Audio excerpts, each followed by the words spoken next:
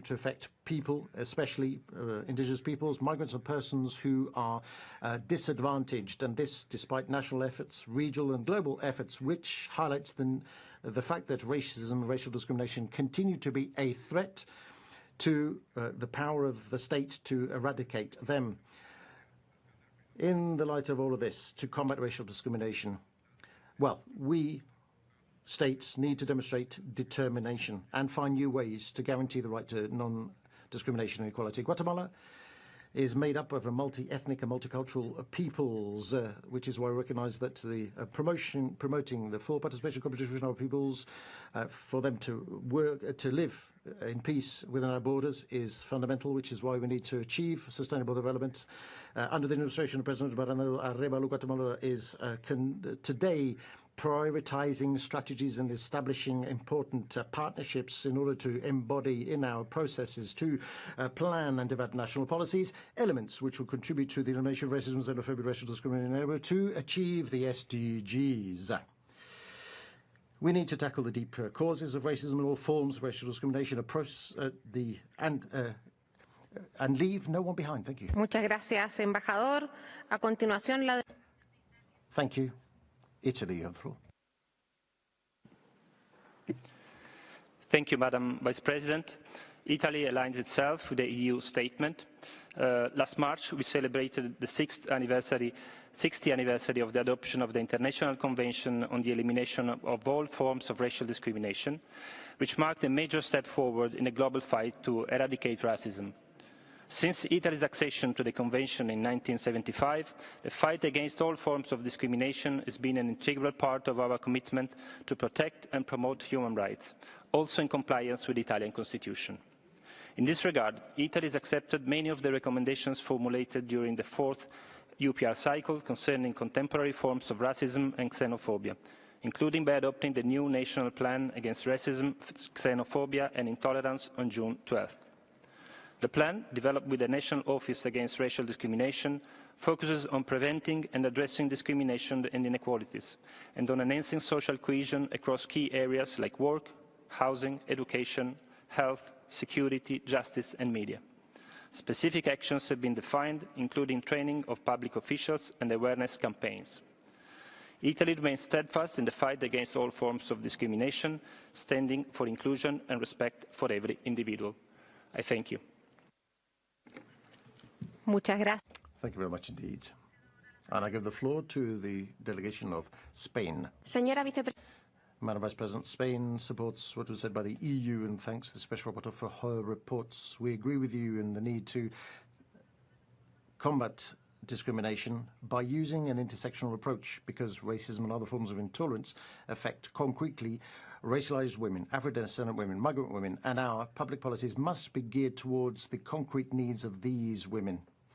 We consider that true equality means that we must adopt public policies that are anti-racist and proactive and bring about structural changes as well, to bring about social inclusion and recognition of historically marginalized communities. This is precisely the spirit of our law 15/2022 on the equality of treatment and non-discrimination and the strategic framework on citizenship and inclusion against racism and xenophobia governing the period 2023-2027, which focuses especially on the Gypsy or Gitano community and Afro-descendants. In addition to this, in 2020, the Spanish Observatory on Racism and Xenophobia, Oberache, contributes to this work of monitoring hate speech and on social networks, social media. Internationally, Spain combats racism and racial discrimination and xenophobia using effective multilateralism, tackling challenges such as inequality and disinformation, and our International Convention on the Elimination of All Forms of Racial Discrimination, CERT, remains our cornerstone of what we do. Madam Special Rapporteur, how can we prevent the use of digital platforms when they're being used to propagate xenophobia, racism, and intolerant speech, and a call for accountability? Thank you very much. Pakistan, you have the floor. Madam Vice President, we thank the SR for presenting her report. We remain deeply concerned over increasing manifestations of racism and underline the need to confront it globally. The unabated rise in racial discrimination, Islamophobia, and religious hatred are reprehensible manifestations that germinate from ingrained and systemic racist attitudes. Pakistan has been cautioning this Council regarding the alarming rise in anti-Muslim hatred and Islamophobic narrative in India. Emerging as the crucible of hate-laden ideologies and disinformation, the Indian state-sponsored venom against Muslims is no longer restricted to occupied Kashmir or in India. Notably, this collusion of mainstream media and the state was most visible when those vilifying a visiting foreign minister of a Muslim state were not even put off air, let alone booked under criminal charges. The recent hubris-inspired cross-border attacks against innocent civilians and deliberate targeting of mosques in Pakistan were emblematic of the larger malaise that runs through this hate-filled polity. On the other hand, those who even make a whimper in occupied Jammu and Kashmir against this racist, exclusionary policy of the Indian occupation regime are subjected to the most brutal application of arbitrary laws. Madam Special Rapporteur, we welcome your views on how politics of hatred and racist ideologies transcend borders, threaten regional stability, and risk the enjoyment of human rights of all those who inhabit our region. I thank you. Muchas gracias. Thank you very much indeed. I now give the floor to the delegation of Cameroon. Merci, Madame. Thank you, Madam President. Cameroon aligns itself with the statement made by Ghana on behalf of the African Group. My delegation thanks the Special Rapporteur for her report, focused on the glorification of Nazism, neo-Nazism and other forms of extremism which promote racism, xenophobia and intolerance. We confirm the principle of equality and mutual respect. We firmly condemn all manifestations of racism, doctrines based on hatred. We welcome the structured approach adopted in the report, which focuses on persons who are vulnerable of multiple forms of discrimination, in particular women and ethnic and religious minorities. Cameron calls upon us all to strengthen education and history, in particular for young people, and to use digital platforms and the opportunities offered by them. In this spirit, we encourage international cooperation, which is also to combat all forms of racism and to prevent ideologies which promote hatred. Thank you. Muchísimas gracias. Thank you very much indeed. And I give the floor to the delegation of Namibia. Madam Vice President, Namibia aligns itself with the statement of the Africa Group. Namibia welcomes the report of the Special Rapporteur and agrees that neo-Nazism and related racism, xenophobia and intolerance are complex, multifaceted and pervasive. Unfortunately, since commemoration of the 60th anniversary of the ICED, millions of people around the world continue to suffer from severe forms of racism, xenophobia and related intolerance. Madam Vice President, racial discrimination is prohibited in Namibia. Specifically, the Racial Discrimination Prohibition Act and Article 23 of the Namibian Constitution prohibits all acts and practices of racial discrimination and apartheid. Namibia strongly condemns the racial injustices and racially motivated violence being perpetuated against people of African descent worldwide. To conclude, Namibia takes note of the submissions that the Special Rapporteur received from states and other stakeholders and supports the recommendations reflected in the report. I thank you, Madam Vice President. Muchísimas gracias. Thank you very much indeed. I therefore would now give the floor to Eritrea. Thank you, Madam Vice President. We thank the Special Rapporteur and take note of her report.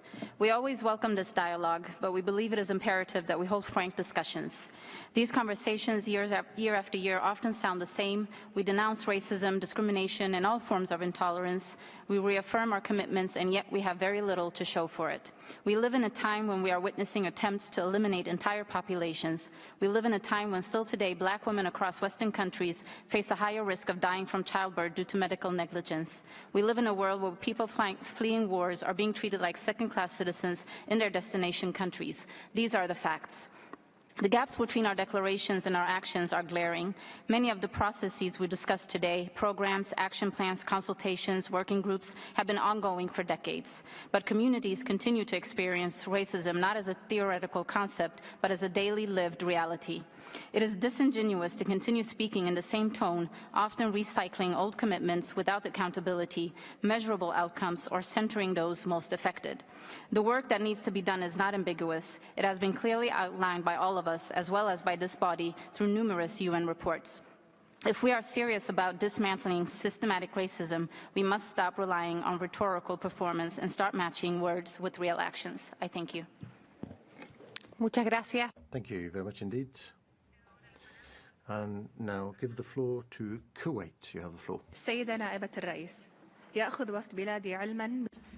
Thank you, Madam President. We take note of the report from the Special Rapporteur and the recommendations contained in it as concerns discrimination, racial discrimination and politics of exclusion. We are committed to combating racial discrimination and hate speech in line with Article 29 of our Constitution and our institutional and legislative framework, and in line with our international commitments as stipulated in the international human rights treaties we are party to.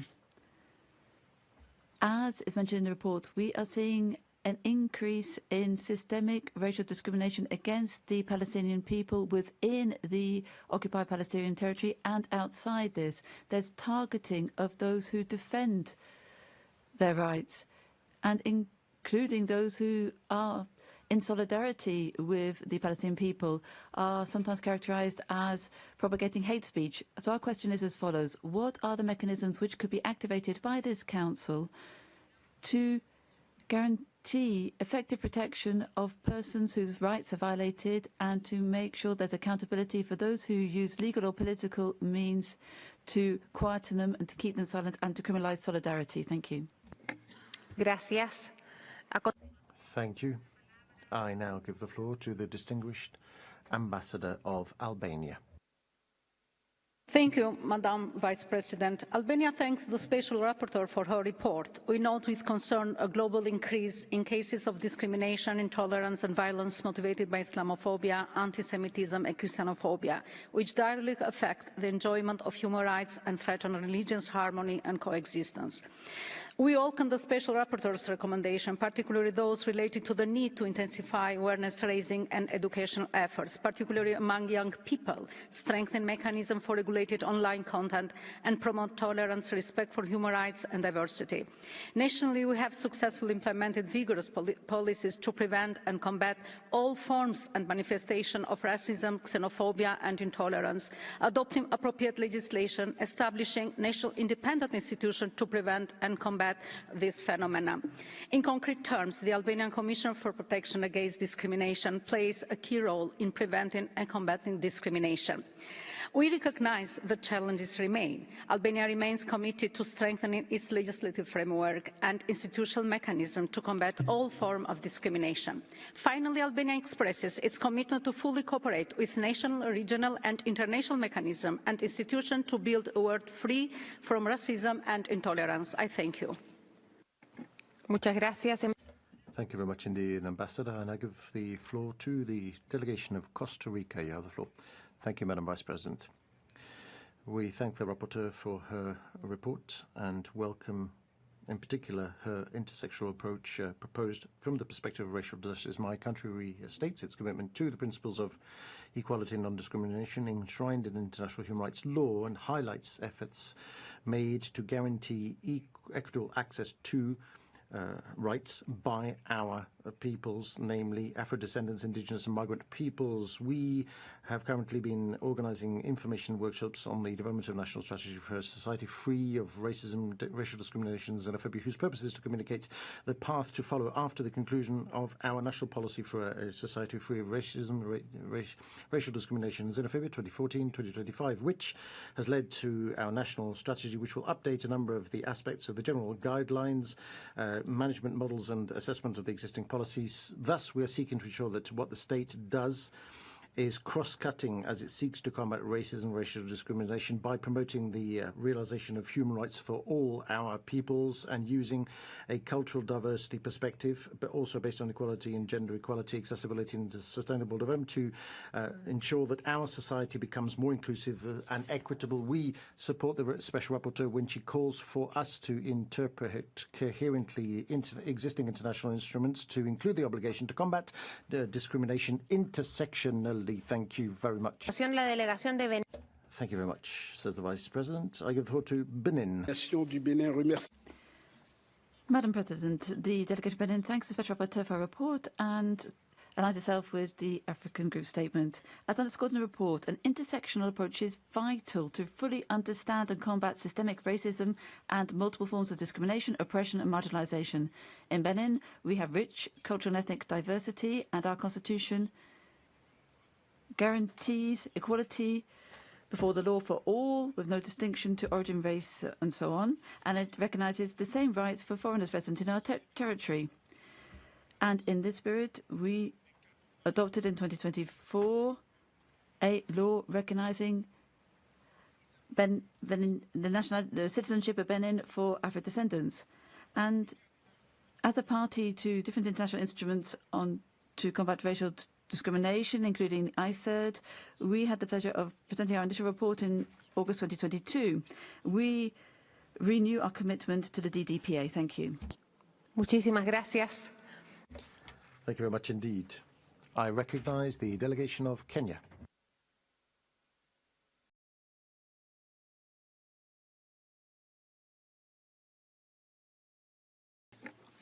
Entiendo que no están en sala. It appears that Kenya is not in the room, so may I give the floor to Belarus?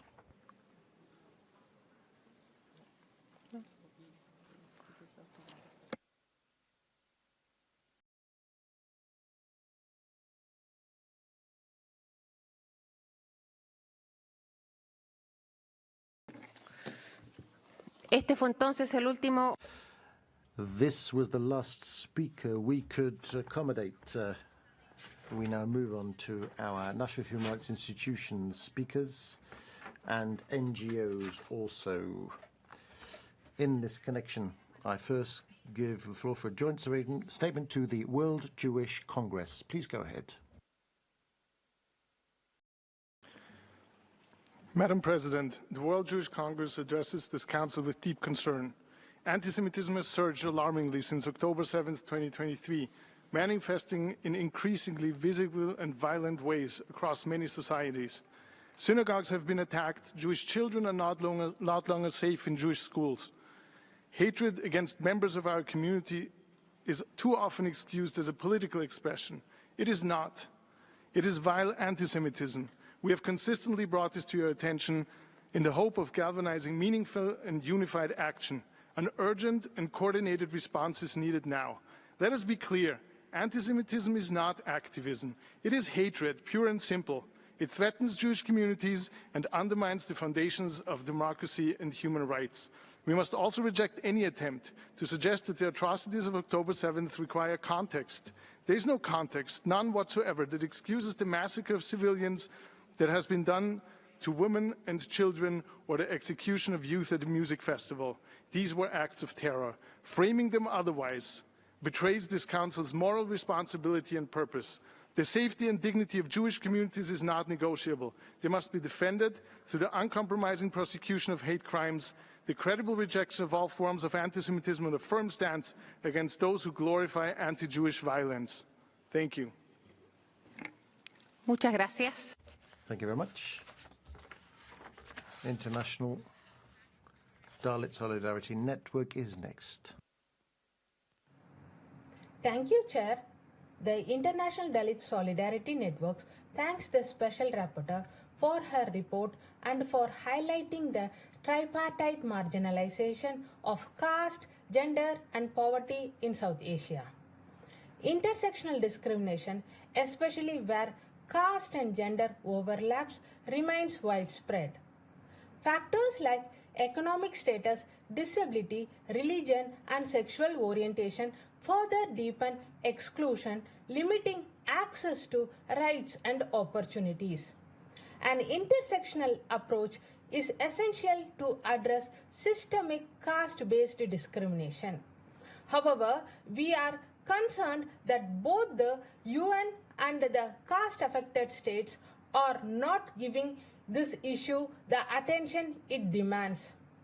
We urge member states to consult diverse Dalit women in empowerment efforts, collect disaggregated data by caste, gender, religion, and disability and sexual orientation, strengthen justice system to prevent and respond to caste and gender-based discrimination and violence. Thank you. Muchas gracias. Thank you very much indeed. Partners for Transparency is next. Thank you, Madam Vice President. Partners for Transparency thanks the Special Rapporteur for her report and work and expresses its deep concern about the alarming rise of racist and neo-Nazi movements, which pose a direct threat to peace and social cohesion in many countries, particularly Western ones. Recent trends indicate that the internet and social media platforms are becoming central tools for spreading racist propaganda and hate speech. Facebook announced that it removes approximately 66,000 hateful posts per week. Furthermore, recent years have witnessed the increasing penetration of racist ideas into official political discourse, with political leaders in Sweden and the US calling for exclusionary policies against refugees and migrants, practices that fuel institutional discrimination. Neo-Nazi groups have also become more organized and bolder, particularly in the US, where the public marches have been held, featuring Nazi symbols and racist slogans, a clear indication of the rise of this extremist movement. In conclusion, Madam Vice President, Partners Foundation calls upon the Western states to take firm measures to prohibit glorification of Nazism and criminalize racist propaganda online. Our question to the Special Rapporteur is, what mechanisms does she propose to combat the spread of neo-Nazism in the digital space, especially among young people? Thank you. Muchísimas gracias. Thank you very much indeed. And I give the floor to Oweipma. Madam Vice President, the Special Rapporteur's report on contemporary racism and discrimination highlights the urgent need to combat all forms of intolerance. Racism and related intolerance fuel conflicts worldwide with devastating humanitarian impacts. In Sudan, violence driven by extremist groups, including the Muslim Brotherhood, has displaced over 13 million people and caused widespread famine. On May 22nd, the U.S. State Department reported Sudan's use of chemical weapons, violating the Chemical Weapons Convention. OIPMA calls on Sudan to seize all chemical weapons and use comply with international obligations. We urge this Council to support accountability through OPCW investigations and the ICC, while advancing peace initiatives to end Sudan's suffering.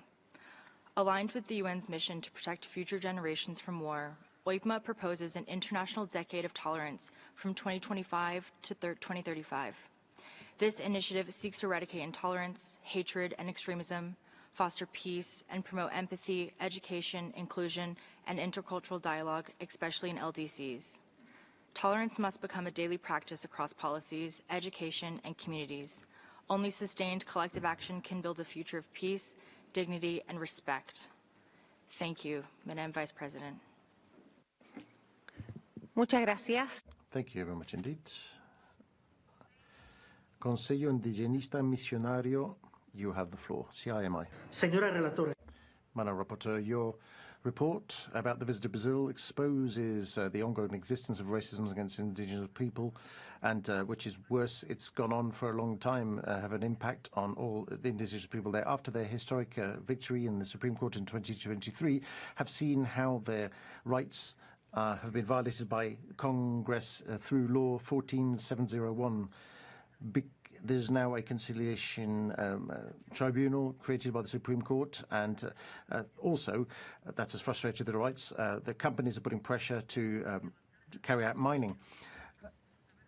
The state has a duty to map out indigenous land, and the rapporteur is right in saying so. During her your visit to visit, you condemned acts of violence against the Guarani Kaiyoba people as a manifestation of structural racism. After your visit, there were new attacks against these peoples in other indigenous territories in Brazil with the participation of individual and state actors. These atrocities have received the support of economic and political sectors that are local, and this is because there is a lack of mapping out of traditional territories, and constitutional rights are not respected.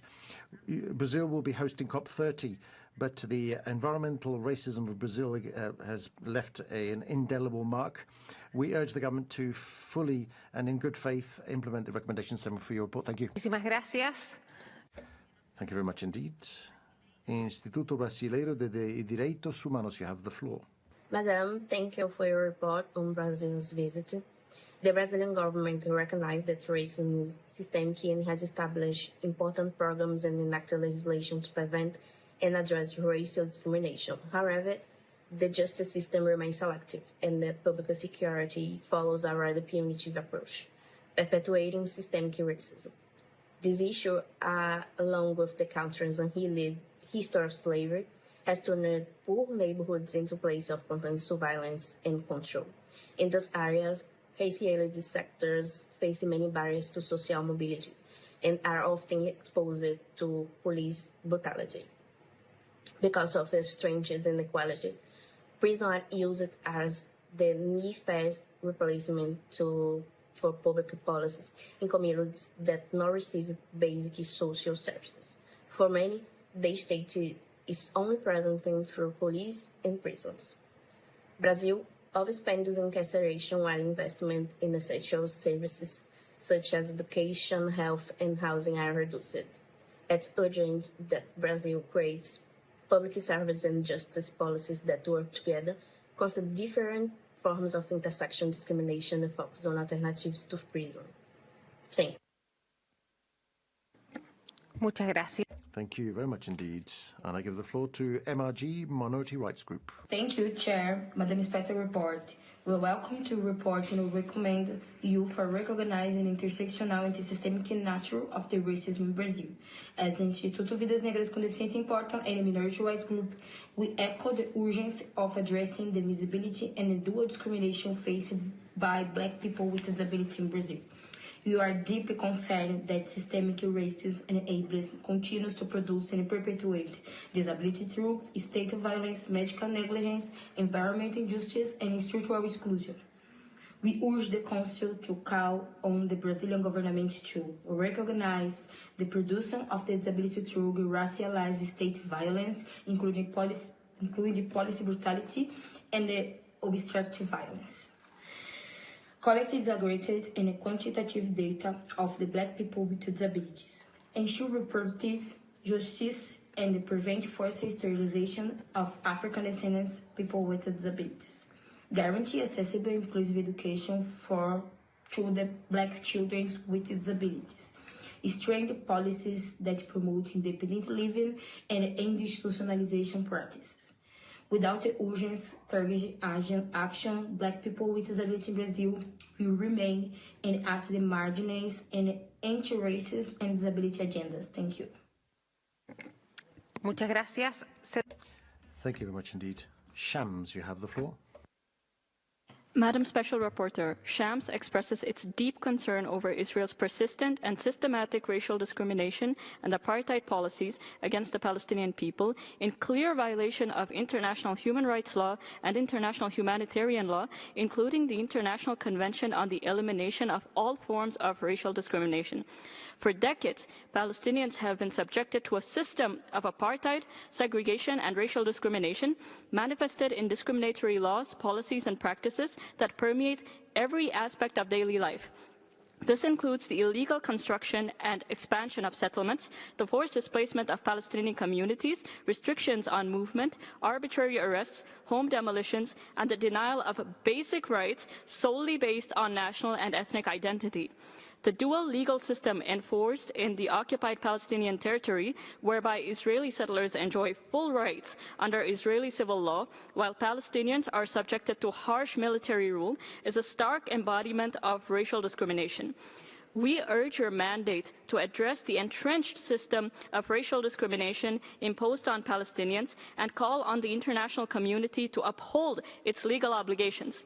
Immediate protection, equal rights, and accountability for Israel's apartheid and discriminatory policies are urgently needed. Thank you. Muchas gracias. Thank you very much. And I give the floor to CSI, Christian Solidarity International. Madam Vice President, it has been nearly 22 months since Azerbaijan expelled 120,000 ethnic Armenians from their homeland in Nagorno-Karabakh during September 2023. It has been 20 months since the International Court of Justice ordered the Republic of Azerbaijan, in accordance with its obligations under the International Convention on the Elimination of All Forms of Racial Discrimination, to ensure that persons who have left Nagorno-Karabakh after 19 September 2023 and who wish to return to Nagorno-Karabakh are able to do so in a safe, unimpeded, and expeditious manner. The court also ordered Azerbaijan to protect and preserve registration, identity, and private property documents and records of the Armenians who fled Nagorno-Karabakh. Not only has the government of Azerbaijan failed to uphold this order, it is actively destroying Armenian-owned homes, property, and entire villages, making it impossible in many cases for this order to be carried out. Given this flagrant disregard for international law and the Convention on the Elimination of Racial Discrimination, Christian Solidarity International once again urges the Human Rights Council to appoint a special rapporteur for Nagorno-Karabakh and to take all necessary steps to ensure that the ethnic Armenians of Nagorno-Karabakh can return home. Madam Special Rapporteur, what further mechanisms can be applied to ensure the right of return of ethnic Armenians to Nagorno-Karabakh is upheld? Thank you. Muchas gracias. Thank you very much indeed. I now give the floor to CISA, Indian Council of South America. Good afternoon. Thank you, Chair. General Assembly Resolution 644 and 1328 in the decolonization process called for the elimination of all racial discrimination law and policy. The intersectionality that the Special Rapporteur brings up must be addressed internationally for Indigenous peoples who are recognized under the United Nations Charter or with international treaties. Indigenous peoples have been characterized as peoples over whom the superior genius of the European civilization expresses its authority over us in this racist ideology from the Supreme Court of the United States. Of course, when you look at more intersectionality in history, the Nazi movement was inspired by the racist ideology of the KKK as members of the Ku Klux Klan raced in the 1920s and marched in Washington, D.C. It was also inspired by the Union of South Africa citizens who drew apartheid as one of their main acts. It is very important that the manner of administrative discrimination by Western states that affects the OHCHR and manipulate the Office of the High Commissioner of Human Rights is addressed so that the structural, managerial, and administrative discrimination exercised Muchas gracias. The Deputy President interrupts. Este fue el Thank you. This was the last speaker we could accommodate. I'm now going to give the floor to the Rapporteur Ashwini for her closing statements. You have 6 minutes, Madam. Thank you, Madam Chair. Firstly, I would like to thank all the member states, civil society organizations for their constructive and thoughtful observations and questions. I welcome and extend my appreciation to all the member states who have adopted and who plan to initiate an intersectional approach in their legislative measures and policy making. Across both my reports, a clear pattern emerges. Structural inequality, when left unaddressed, creates fertile ground for rising hate, systemic violence, and the deepening exclusion of racially and ethnically marginalized groups. And the findings are troubling and demand urgent and coordinated response. From my report on neo-Nazism, I underscore that racism, xenophobia, anti-Semitism, and Islamophobia are not isolated or episodic.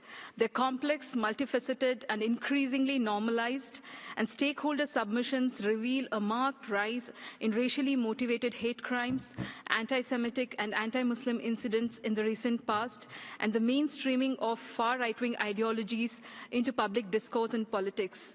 And this is further exacerbated by declining content moderation on social media platforms and algorithm amplification of harmful content, often targeting young people for extremist recruitment. In this light, I urge member states to reaffirm their international legal obligation and adopt coordinated national responses. And it's highly important for member states to implement comprehensive measures to address hate speech and incitement to racial and religious hatred. And this must be done while protecting the right to freedom of expression, guided by the Rabat Plan of Action and General Recommendation number 35 of the Committee of the Elimination of Racial Discrimination. Most importantly, specific actions is required to regulate online platforms. States must mandate effective content moderation, hold companies accountable for providing a platform for propagating hate, and combat the algorithm spread of racist and neo-Nazi ideologies.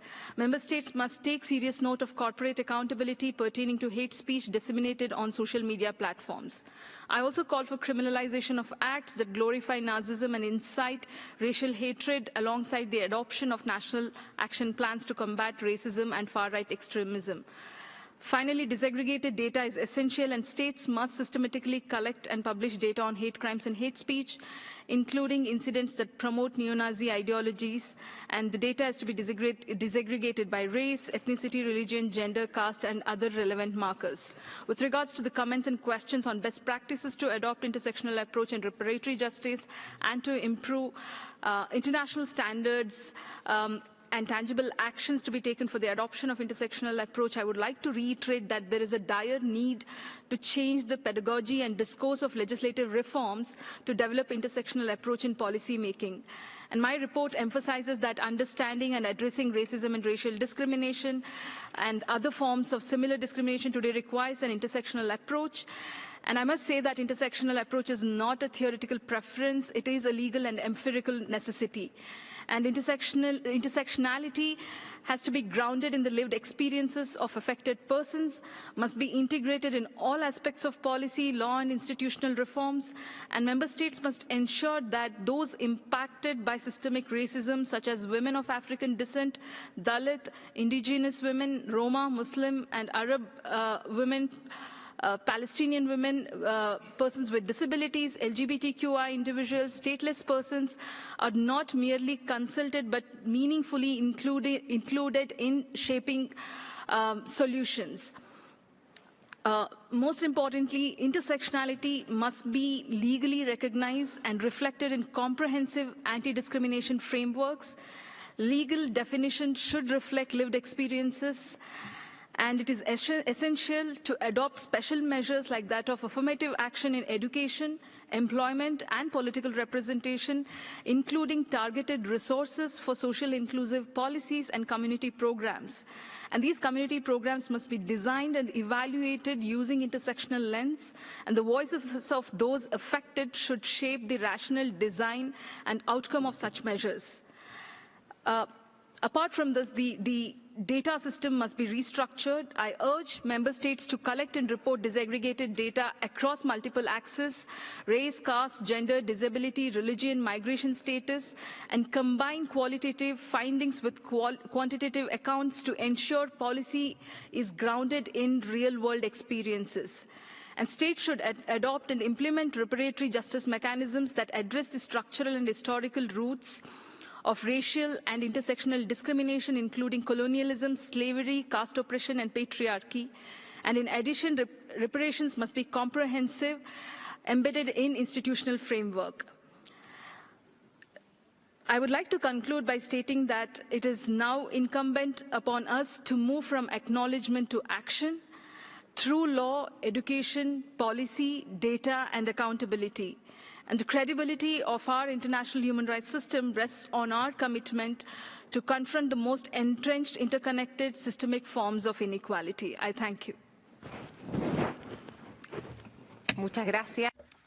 Thank you very much indeed. This brings us to the end of the interactive dialogue. We'd like to thank Ms. Ashwini for her involvement and the presentation of her report. Thank you very much indeed, Madam.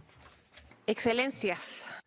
Excellencies, my understanding is that some delegations have requested to avail themselves of their right of reply in connection with statements under Agenda Item 9. May I remind delegations that pursuant to our current customary